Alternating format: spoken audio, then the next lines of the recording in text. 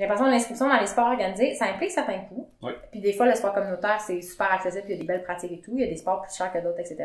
Ouais. J'ai l'impression qu'il y a une réalité pour le parent que ça va être de devenir un parent taxi, que par souci de faire participer son enfant à différentes activités, il va les amener partout, puis là, tous les jours de la semaine vont être occupés, les fins de semaine, etc. Et outre le temps de voyagement, il y a aussi l'aspect que pendant un match ou un entraînement, les adultes vont être assis, vont être immobiles. Ouais.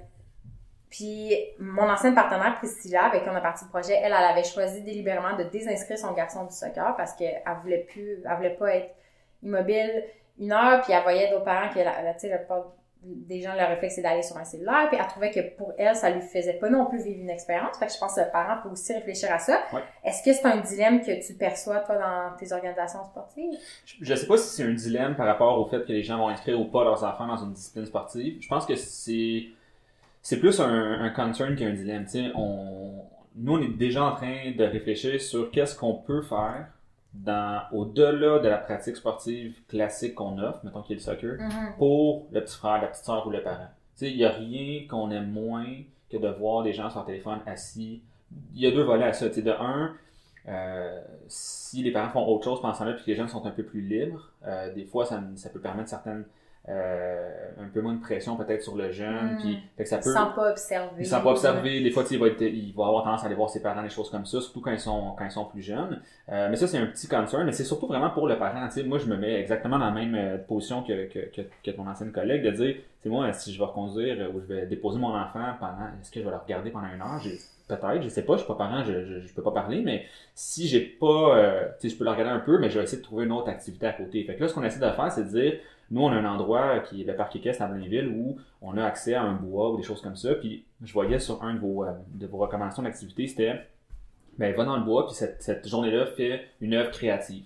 Ramasse des branches, fait ci, ou fait de la peinture, mettons, avec des branches. Nous, on est en train de revoir, puis je suis en train de repenser à la mission de l'organisation, je me demande si je ne vais pas suggérer à mon conseil d'administration de revoir en partie de la mission pour dire, mais je pense que notre responsabilité sociale, ce serait peut-être d'animer aussi ces gens-là, tu sais, de dire, on va offrir l'activité de soccer, puis pendant ce temps-là, qu'est-ce qu'on peut offrir? On avait déjà dit, on va offrir pour les parents une activité de soccer en parallèle, en même temps, sur le même terrain.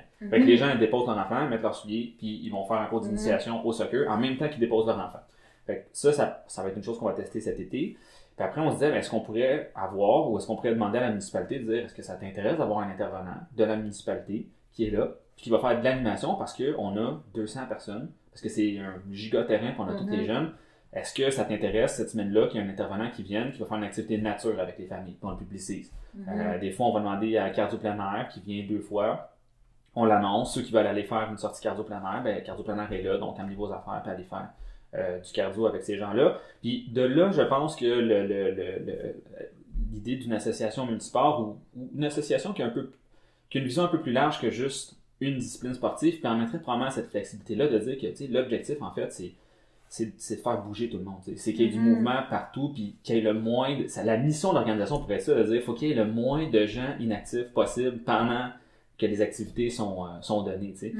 Un club de course en même temps ou des choses comme ça. Puis est-ce que c'est un dilemme pour les parents de l'inscrire? Je ne sais pas, mais moi je pense que ça d'offrir quelque chose pour les gens pour pas qu'ils soient inactifs, ou même pour les enfants, tu sais, d'avoir une zone où ils peuvent jouer avec des comptes. Nous, on a plein de matériel, plein de ballons. Tu sais, on pourrait avoir une zone où on y a juste du matériel plein de mètres, des balles, des ballons. Puis, dans le fond, les jeunes, pendant que leur grand frère ou leur petite sœur est en train de faire leur activité de soccer, ils vont là, puis ils prennent des balles, puis ils lancent, puis ils jouent, puis ils passent dans des tunnels, puis ils font des trucs comme ça, parce que ça les anime. Puis, au contraire, je pense que ça permettrait un plus grand membership. Les gens, ils viendraient parce qu'ils diraient, hey, pendant qu'il y en a un qui joue au soccer, l'autre, il peut courir partout, tirer des balles, des ballons, j'ai rien à amener.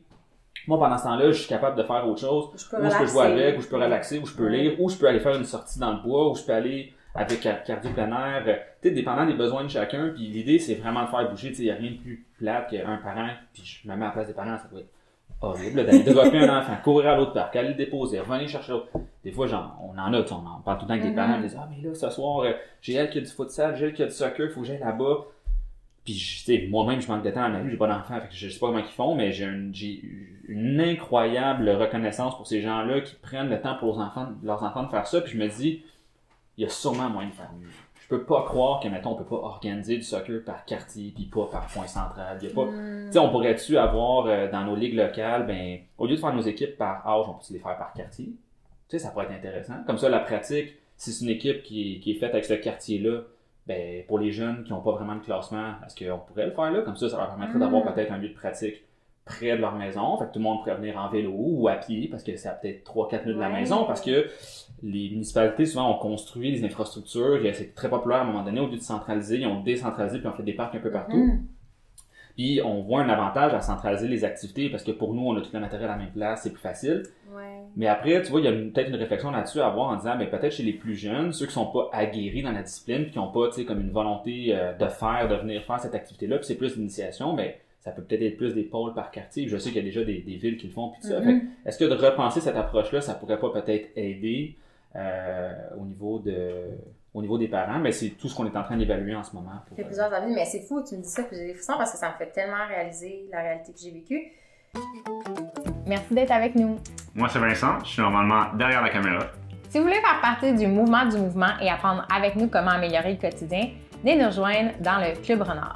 C'est la meilleure façon de contribuer à la mission de Renard, puis vous allez avoir accès à plein de contenus bonus. Venez nous rejoindre au renard.ca/club. À bientôt!